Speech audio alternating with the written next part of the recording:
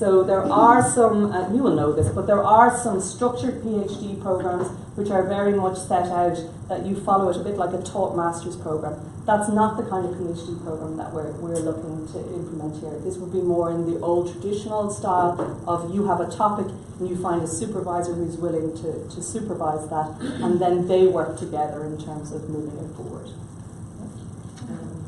Sorry, just giving in from you also. I think maybe Colette would be good if we can give them just a little bit of a brief understanding of what it's like to apply for a PhD in Ireland, because I don't know, maybe it's a little bit different than what we're used to as when a student applies to a master's or an undergraduate. It's a lot more independent work from the student part, so he or she would have to research the university and know exactly what topic they would like to research about, and find a supervisor within the school, the relevant school in the university. So there's a lot of communication between the student and this supervisor to be, if the person accepts to supervise the student. So it's a little bit of a different process. Correct me if I'm wrong. No, you're absolutely right. I'm sorry, you're just making noises. I think that certainly in my experience, it's a very important relationship because it goes on for a long period of time. So typically a full-time PhD student would be 4 years, a part-time PhD student would be a minimum of 6 years. You can do it quicker, so 3 years would be the absolute minimum for a PhD.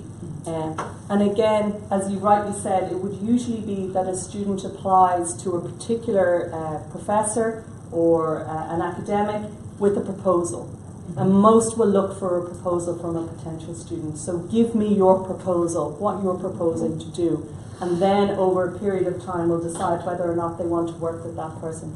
Because it's a little bit like a marriage, you know, you're coming together for a period of time, and if it doesn't work, it's a very nasty divorce, you know. So you want to be sure, both as a student, that you have a good relationship with your supervisor, that they work in a way that's similar to you, that you like to work with them, that they have a track record in terms of graduating PhD students, so that they've been through the process before, but also that you can see yourself working with them past the PhD and into the future, because often that's where our network and relationships grow from.